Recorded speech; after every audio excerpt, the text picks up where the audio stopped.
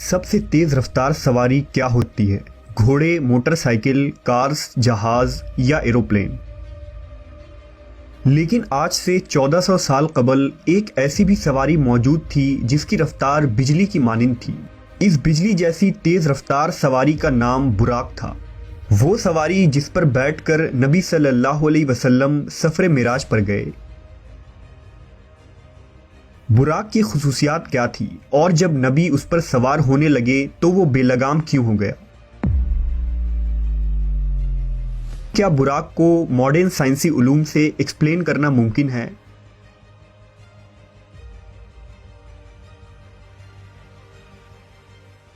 واقعہ معراج تاریخ انسانی کا ایک ایسا حیرت انگیز اور انوکھا واقعہ ہے جس کی تفصیلات پر انسانی عقل حیران رہ جاتی ہے۔ اگر انبیاء کرام کی تاریخ کو دیکھا جائے تو معلوم ہوتا ہے کہ اللہ نے اپنے برگزیدہ رسولوں اور نبیوں کے ہاتھوں سے مختلف معجزات ظاہر کیے۔ ہر نبی کو اپنے عہد، زمانے اور علاقے کے مطابق معجزات سے نوازا گیا تھا تاکہ ان کے امتوں پر حق واضح ہو جائے۔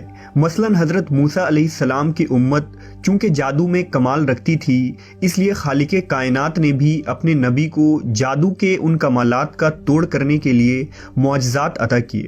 اسی طرح حضرت عیسیٰ علیہ السلام کے دور میں طب کا بڑا چرچا تھا، لہذا حضرت عیسیٰ علیہ السلام کوڑ کے مریضوں، اندھوں، یہاں تک کہ مردوں کو بھی زندہ کر دینے کی قدرت سے فیضیاب تھے۔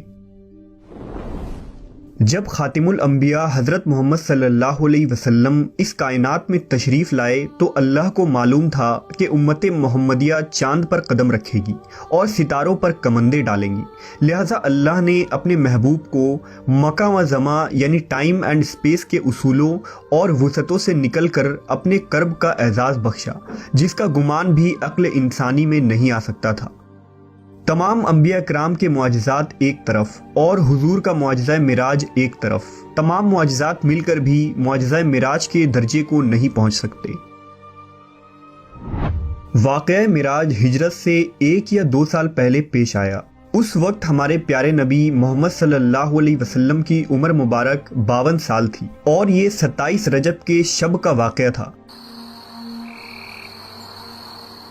لہذا حضرت مالک بن ساسا سے مروی ہے کہ خود رسول اللہ صلی اللہ علیہ وسلم نے فرمایا کہ میں نیند اور بیداری کے درمیانی کیفیت میں تھا جب میرے پاس ایک فرشتہ آیا۔ اس نے میرا سینہ چیرا، پھر میرے دل کو نکال کر غسل دیا اور اسے دوبارہ اندر رکھ دیا۔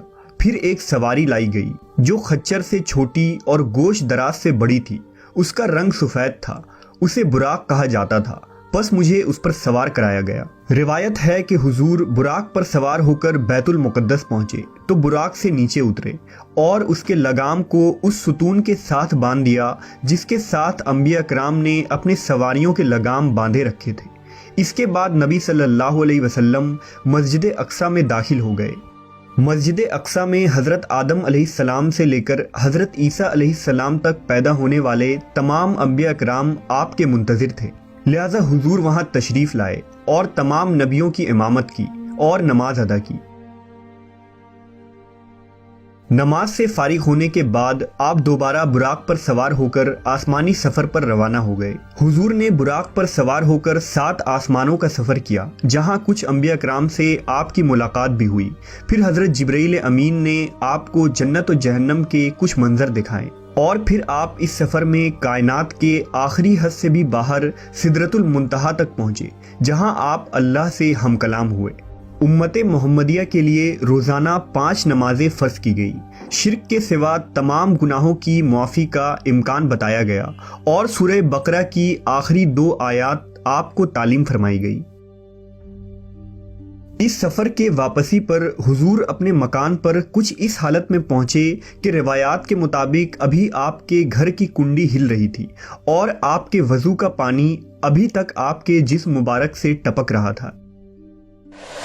معراج کے اس واقعے کو اللہ نے انتہائی تفصیل کے ساتھ قرآن مجید کی سورہ اسراء میں یوں بیان کیا ہے: پاک ہے وہ رات جس نے راتوں رات اپنے بندے کو مسجد حرام سے مسجد اقصیٰ تک سیر کروائی، جس کے ارد گرد ہم نے برکت رکھی ہے تاکہ ہم اسے اپنی کچھ نشانیاں دکھائیں، بے شک وہ سننے والا دیکھنے والا ہے۔ معراج کے اس عظیم سفر میں رسول اللہ صلی اللہ علیہ وسلم جس سواری پر سوار ہوئے تھے اسے براق کہا جاتا ہے۔ اب سوال یہ پیدا ہوتا ہے کہ براق کیا تھا؟ کیا یہ کوئی ایسی مخلوق تھی جو اس دنیا میں پائی جاتی ہے؟ علماء و مفسرین کے مطابق براق دراصل لفظ برق سے نکلا ہے۔ برق چمک کو کہتے ہیں، لہٰذا رسول اللہ صلی اللہ علیہ وسلم کی سواری کے لیے جو چیز پیش کی گئی تھی وہ انتہائی سفید و چمکدار اور روشن تھی کہ اس کا نام براق پڑ گیا۔ یہ بھی کہا گیا ہے کہ براق کو اس لیے براق کہا جاتا ہے کہ وہ برق یعنی بجلی کی چمک کے مانند اس کی رفتار ہے۔ روایتوں کے مطابق براق خچر سے چھوٹا اور گدھے سے بڑا تھا، اور جہاں اس کی حد نگاہ پڑتی تھی وہاں اس کا قدم پڑتا تھا۔ علماء کے ذہن میں یہ سوال بھی پیدا ہوا کہ اللہ نے حضور کی سواری کے لیے براق کا ہی انتخاب کیوں کیا، جبکہ وہ اس بات پر قادر ہے کہ بغیر کسی سواری کے آپ کو سفر کے تمام مراحل طے کروا دیتا۔ لہذا فتح الباری کے مصنف حافظ ابن حجر نے اس ضمن میں لکھا ہے کہ اسراء و معراج کے سفر میں سواری کے چناؤ میں بڑی حکمت ہے، حالانکہ اللہ اس بات پر بھی قادر تھا کہ اپنے نبی کے لیے زمین کو سکیڑ دیتا، لیکن اللہ نے سواری کا انتظام اس لیے کیا تاکہ اللہ کے رسول کو انسیت و مانوسیت ہو، کیونکہ بادشاہ جب اپنے مقربین کو اپنے دربار میں بلاتا ہے تو اس کے لیے سواری روانہ کرتا ہے۔ کچھ علماء براق کو ایک جنتی جانور قرار دیتے ہیں جو خصوصاً معراج کی رات کو ہی حضور صلی اللہ علیہ وسلم کی سواری کے لیے اس زمین پر آیا تھا۔ لہٰذا امام ترمذی نے ایک روایت نقل کی ہے کہ جب جبرائیل علیہ السلام نے براق کی لگام تھامی اور رسول اکرم صلی اللہ علیہ وسلم کو اس پر سوار ہونے کی دعوت دی تو براق حضور کو دیکھ کر کانپ اٹھا اور بے لگام ہو گیا۔ لہٰذا جبرائیل امین نے اس سے کہا کہ ٹھہر جا، اللہ کی قسم رسول اللہ سے بہتر کوئی شخص اس سے پہلے تجھ پر سوار نہیں ہوا۔ لہٰذا جب تاجدار کائنات محمد صلی اللہ علیہ وسلم براق پر سوار ہوئے تو وہ فخر و مسرت سے ناچنے لگا کہ آج اسے اس عظیم شخصیت کی سواری ہونے کا لازوال اعزاز حاصل ہو رہا ہے۔